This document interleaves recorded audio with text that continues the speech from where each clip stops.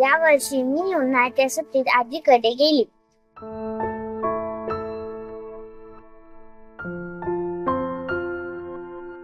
मी बाहेर फिरायला गेली तेव्हा बघितले की पोपट, चिमण्या, कावळा, पक्षी, प्राणी हे मला मेलेले दिसले.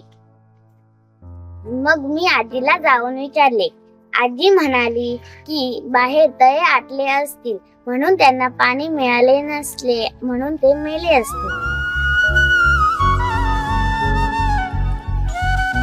माझी आजी दरवर्षी वारीला जाते.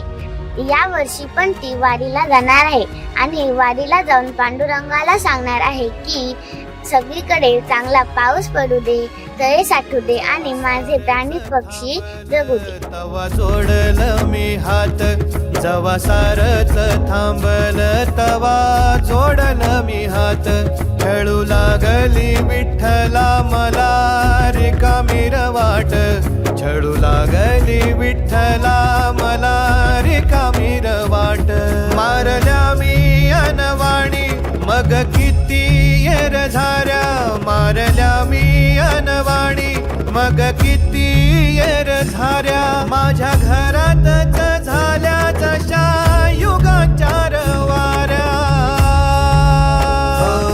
तुझ्या दर्शनाची आस कधी थांबायची नाही उभ्या जन्मात विठ्ठला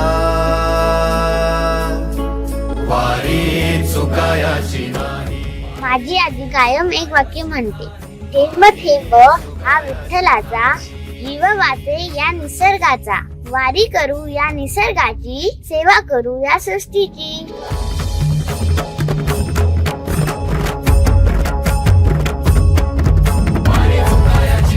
किती असू दे प्रवास किती होऊ दे रटास. खरं तर मुलांनी या ठिकाणी आमच्या शाळेमध्ये आज प्राणी पक्षी यांच्यासाठी तळ तयार केलेलं आहे. खरंच निसर्ग म्हणजेच विठ्ठल आणि विठ्ठल म्हणजेच निसर्ग याचा प्रत्यक्ष अनुभव आम्हाला या ठिकाणी आमच्या विद्यार्थ्यांनी दिलेला आहे.